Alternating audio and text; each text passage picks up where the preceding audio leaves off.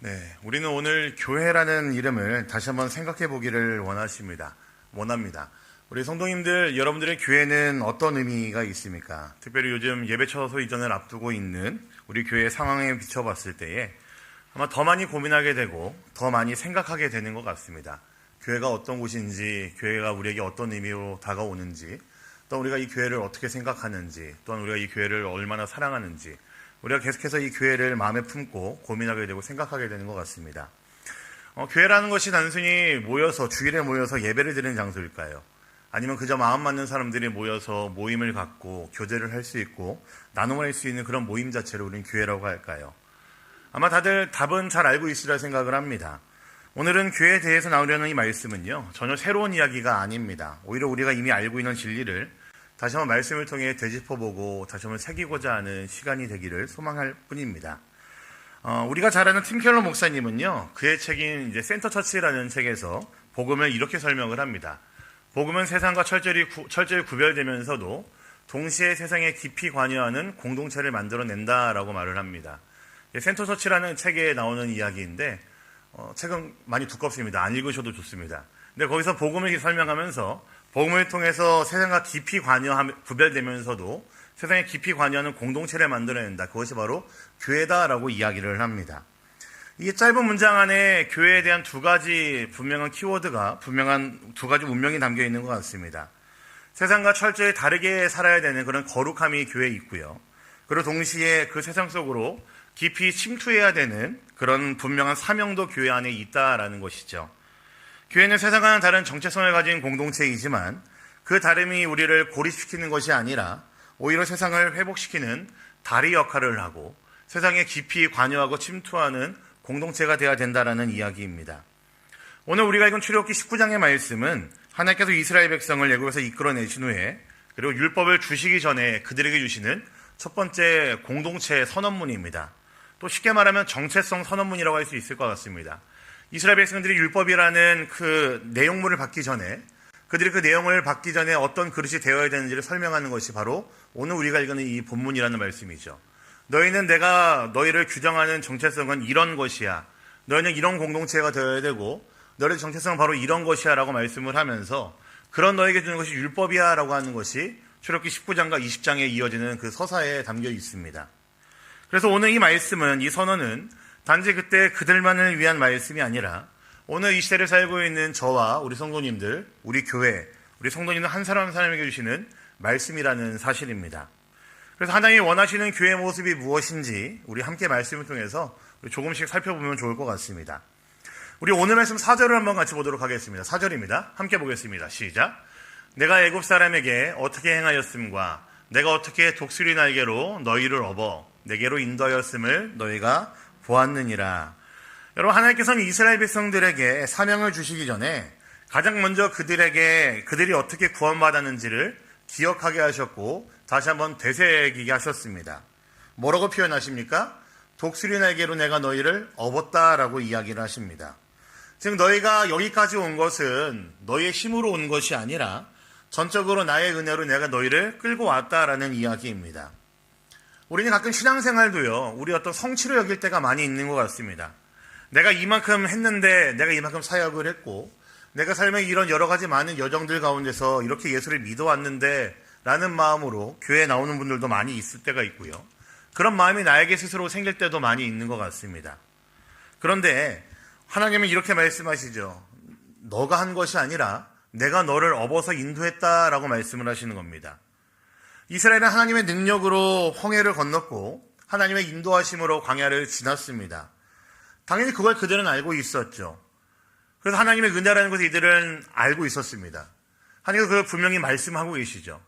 이건 우리도 마찬가지입니다. 우리가 교회로 부름받은 이유, 이 자리에 우리가 서 있을 수 있는 이유는 내가 잘해서가 아니라 내가 뭔가 마음을 다해서 내가 교회를 가야지, 교회에 모여야지, 내가 교회를 이루어야지라는 것이 아니라 하나님의 날개가 우리를 업었기 때문이고 그 은혜 가운데 우리가 이 자리를 사모하였기 때문이고 그 은혜가 있기 때문에 우리가 이 자리에 모였다라는 것입니다. 하나님은 단지 우리를 끌고 가는 것이 아니라 우리를 보호하는 분이라고 밝히고 있습니다. 독수리 날개로 업듯이, 독수리 날개로 보호하듯이 마치 어미 독수리가 자신의 날개로 새끼 독수리를 업고 가듯이 하나님 우리의 인생의 거친 바람 속에서도 마음을 함께 나눌 수 있는 공동체로 우리를 인도하셨고 그것이 우리의 은혜임을 알게 하셨고 이 자리가 참으로 우리가 은혜 가운데 모인 자리라는 것을 알게 하셨다라는 것이죠. 그래서 여러분, 교회는 잘난 사람들이 모인 것이 아니라고 저는 분명히 믿습니다. 나는 하나님의 날개에 업혀서 여기까지 온 사람들입니다라는 고백이 있는 사람들의 모임이 바로 교회라는 곳입니다. 내가 무엇인가 세상에서 이만큼 했는데, 내가 이만큼을 할 수 있는데, 이런 고백이 있어서 모인 것이 아니라 하나님의 날개가 나를 여기까지 인도하셨지, 하나님이 나를 지금까지 인도하셨음에 내가 감사하는 마음으로 이 자리에 나왔지라는 마음으로 모이는 사람들이 교회라는 곳이고, 이 고백이 살아있는 곳이 교회라는 것이죠. 이 은혜를 기억하신다면은 우리 역시도 은혜를 흘려보내는 사람이 될 수가 있습니다. 그래서 교회는 은혜의 어떤 저장고가 아니라 저는 교회는 은혜의 통로가 되어야 된다고 믿습니다. 교회 안에만 은혜가 머물러 있는 것이 아니고 교회 안에만 은혜가 쌓여 있는 것이 아니라 이 교회를 통해서 은혜가 흘러갈 수가 있고 우리가 살고 있는 그곳 어디에서든지 우리가 느꼈던 이 은혜들이 곳곳으로 흘러가게 하는 것이 교회라는 것이죠. 하나님께 업힌 경험이 있는 사람만이 다른 사람들을 위해 등을 내줄 수 있고 다른 사람을 덮어줄 수 있고 다른 사람의 아픔을 이해할 수가 있고 다른 사람의 아픔에 공감할 수가 있고 다른 사람의 마음을 위로할 수가 있습니다. 그게 바로 교회에 모인 우리들의 모습이고 그것을 이곳으로 우리를 불러주신 하나님의 은혜라는 것이죠. 그러면 우리가 세운 이 교회, 앞으로 걸어갈 이 공동체 위에 가장 먼저 있어야 할 마음은 이 하나님께서 우리를 독수리 날개로 인도하셨고 덮어주셨기 때문에 우리가 모였다라는 그 분명한 인식과 겸손한 고백에서 나오는 마음이 우리에게 필요합니다. 그 은혜를 기억하는 겸손한 마음이 지금 이 자리에 있는 우리 모두에게 너무나 필요한 마음이라는 것이죠. 우리 오늘 말씀 5절도 한번 같이 볼까요? 5절입니다. 같이 보겠습니다. 5절입니다. 시작. 세계가 다 내게 속하였나니 너희가 내 말을 잘 듣고 내 언약을 지키면 너희는 모든 민족 중에서 내 소유가 되겠고. 아멘. 여러분, 저는 이 말씀이 너무너무 사랑스럽습니다. 그리고 무엇보다 이 말씀 안에는 이 땅에 살아가는 우리를 향한, 그리고 이 교회를 향한 우리 주님의 마음이 가득히 담겨 있다고 저는 믿습니다. 이 소유라는 표현을요, 성경의 원어로 찾아보니까 이렇게 표현하더라고요. 못 알아보시겠죠? 세굴라라는 단어인데요. 뜻이 이런 뜻입니다. 특별한 소유, 보석, 보물이라는 뜻입니다. 고대 왕들은 자신들의 온 나라의 재정과 국고를 관리하면서도 그중에서 자신이 아끼는 어떤 특별한 보석들, 보물들을 따로 이렇게 함을 만들어서 갖고 있었습니다. 그러니까 우리가 잘 아는 그런 보물상자 같은 개념입니다. 또 이제 우리 자매님들 잘 아시는 그런 개념이 있잖아요. 집에 뭐 폐물 같은 것들, 그리고 이제 옥으로 만든 팔찌나 그런 목걸이 같은 거 좋아하시는 거 있으시면은 그 아무데나 안 두시고 이게 모아 놓으시잖아요. 그런 느낌입니다. 다 있으시죠? 그런 거 하나씩? 저는 없는데 우리 자매님들 다 있으시잖아요.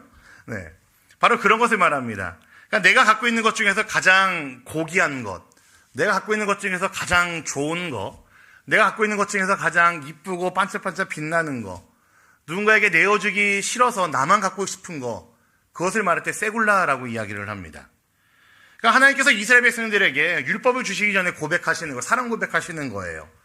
세상 모든 게 다 내 거지만 그 중에서 너희는 특별히 나의 세굴라야 라고 이야기하는 겁니다. 하나님께 가장 소중한 존재가 하나님과 언약을 맺고 있는 이스라엘 백성이라는 이야기이고, 하나님께서 특별히 사랑하시고 선택하신 너희들은, 너희가 내 세굴라야 라고 하나님께서 말씀하고 있는 거죠. 이 세굴라라는 단어를 구약성경에 찾아보니까요, 한 8번 정도 나옵니다. 그 중에 한 번 전도서 2장 8절과 또 다른 한 번 역대상 28장 3절에서는 정말 말 그대로 세굴라입니다. 왕이 갖고 있는 어떤 보석함을 이야기하는 개인적인 세굴라를 이야기하고요. 그 8번 중에서 2번을 제외한 6번 모두는 다 하나님께서 당신의 백성들인 이스라엘 백성들을 표현하실 때 사용한 표현이었습니다. 그러니까 이 세굴라라는 단어 자체가 하나님께서 굉장히 신중하게 마음을 담아서 사용하시는 표현이라는 이야기입니다. 아무 때나 쓰시는 표현이 아니라 이스라엘 백성이 언약의 관계를 맺으실 때에, 그들과 이 언약을 기억하게 하실 때에 너희는 내 거야, 너희는 내 세굴라야, 너희는 내 소유야라고 말씀하시면서 하나님께서 특별히 우리를 향한 그 사랑을 담아서 표현하시는 것이 바로 이 세굴라라는 단어라는 거죠. 여러분, 신약에서도 이 표현이 등장을 합니다. 혹시 짐작하셨을까요? 베드로전서 2장 9절을 보시면요, 이런 말씀이 있죠. 한번 볼까요? 보겠습니다. 시작. 그러나 너희는 택하신 족속이요 왕 같은 제사장들이요 거룩한 나라요 그의 소유가 된 백성이니 이는 너희를 어두운 데서 불러내어 그의 기이한 빛에 들어가게 하신 이에 아름다운 덕을 선포하게 하려 하심이라. 여러분, 지금 여기서 제가 표시를 따로 해놨죠. 그의 소유가 된 백성이라는 이 표현이 바로 세굴라입니다. 세굴라의 개념을 신약교회에다가 그대로 적용한 것이 바로 이 표현입니다.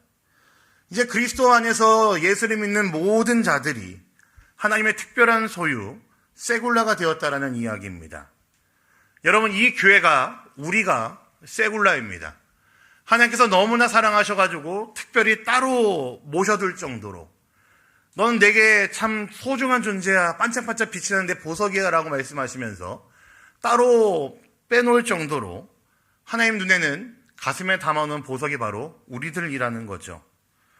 우리는 세상에서 보통 사람으로 보일지 모르겠지만 하나님 눈에는 너무나 아름다운 세굴라라는 것입니다. 하지만 중요한 것이 있죠, 여러분. 보석은 그냥 꺼내놓는다고 해서 빛이 나지 않습니다.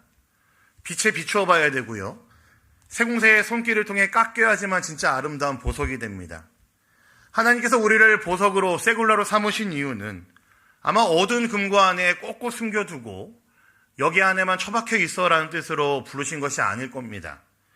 오히려 세상이라는 무대 위에 빛을 비추셔서 우리를 보석이 아름답게 빛나게 하시기 위해서 부르셨을 것이고, 그 무대 위에 이 보석을 아름답게 진열해 놓으시면서 이게 내 세굴라야, 이게 내 보석이야, 이게 정말로 내가 사랑하는 거야 라고 보여주시기 위해서 아마 우리를 부르셨을 것입니다. 그 보석을 통해 세상의 아름다움이 퍼져나가게 하기 위함이실 것이고, 그 아름다운 세굴라를 통해서 비춰진 그 빛들이 아름답게 세상에 오색으로 아름다운 형형색색으로 빛나기를 원하셨기 때문에 하나님께서 우리를 보석으로 부르셨겠죠. 너무나 아름답지 않습니까? 옆에 계신 분들이 참으로 아름다운 존재이고요. 우리 교회가, 우리 공동체가 참으로 하나님 보시기에 아름다운 공동체라는 분명한 확신이 있습니다. 한번 옆에 보시겠어요? 너는 나의 세굴라가 아니구나. 세굴라입니다. 한번 해보실까요? 네. 얼마나 아름답습니까? 함께 모여서 예배할 수 있고 찬양할 수 있고 우리의 모임 가운데 성령을 말미암아 예수의 이름을 부르짖을 수 있고, 하나님께서 이 공동체를 향한 그 사랑과 뜻을 담아 놓으셨기 때문에 세상에서 우리가 보석으로, 세굴라로 살아갈 수 있다는 것이 참으로 하나님의 아름다운 우리를 향한 사랑이고 우리를 부르심이겠죠. 또 보석은요, 이 세공세의 손길을 거쳐서 깎였을 때 비로소 진가를 발휘하죠. 하나님은 우리를, 이 교회를 보석을 부르셨기 때문에 때로는 우리의 모난 부분들도 깎아내십니다. 우리의 자존심을 깎으실 때도 있고요, 혈기를 깎으실 때도 있고요, 세상적인 욕망도 꺾으실 때가 있죠. 아프죠. 때로는 고통스럽습니다. 하지만 그 깎임의 시간을 통과해야만 우리는 하나님의 성품을 온전히 반사시킬 수 있는 아름다운 보석이 될 수 있을 것입니다. 그래서 하나님은 때때로 우리의 삶의 모난 부분들을 깎아내십니다. 자존심을 깎고 욕심을 덜어내고 때로는 참 모질게도 상처를 허락하실 때도 있습니다.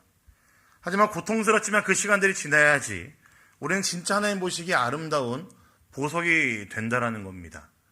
그 시간들이 우리에게 있어야지 우리는 참으로 세상에서 빛날 수 있는 세굴라가 된다라는 것이죠. 여러분, 교회는 그런 사람들이 모인 곳입니다. 완벽해서가 아니라 하나님의 손에 다듬어져 가는 사람들이 모인 곳이고, 우리 자체가 너무나 아름답긴 하지만 그 자체는 빛이 날 수 없기 때문에 깎아내고 모난 곳들은 깎으면서 그렇게 아름답게 서 있는 사람들이 모이는 곳이 바로 이 교회라는 곳입니다. 그 모인 우리 보석들을 통해서, 빛을 통해 하나님의 영광을 반사하는 공동체가 바로 우리들이라는 사실입니다. 이게 얼마나 우리에게 자부심이 되는 표현입니까?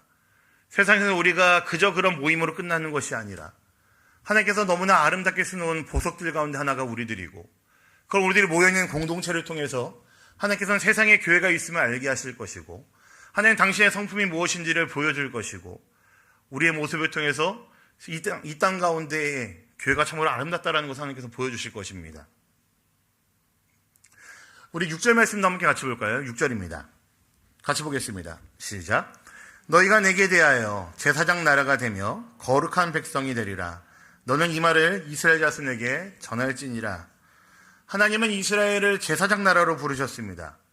여러분, 제사장이 어떤 사람인지 아십니까? 하나님과 사람 사이를 잇는 존재가 제사장입니다. 하나님의 뜻을 백성에게 전하고 백성의 죄를 대신 지고 하나님께로 나아가는 중보자가 바로 제사장이죠.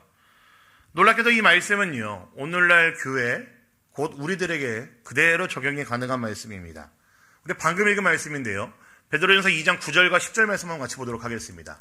2장 9절부터 10절입니다. 보겠습니다. 시작. 거룩한 나라요, 그의 소유가 된 백성이니 이는 너희를 어두운 데서 불러내어 그의 기이한 빛에 들어가게 하시니에 아름다운 덕을 선포하게 하려 하심이라. 너희가 전에는 백성이 아니더니 이제는 하나님의 백성이요, 전에는 긍휼을 얻지 못하였더니 이제는 긍휼을 얻은 자니라. 아멘.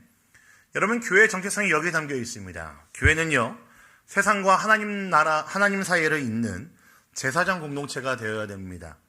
그래서 오늘 우리에게도 이 사명이 고스란히 주어지고 있습니다. 우리의 일상은 그래서 단순한 일상이 아니라요, 우리의 자리가 바로 제사장으로 살아갈 수 있는 사명의 현장이라는 사실입니다. 직장에서, 가정에서, 또한 친구들 사이에서, 우리가 만나는 그 모든 만남들 사이에서 하나님의 성품을 온전히 드러낼 수 있고 보여줄 수 있는 그런 사람이 되어야 된다는 거죠. 그 사명이 이곳에 있는 저와 우리 모든 성도들에게 동일하게 주어졌습니다.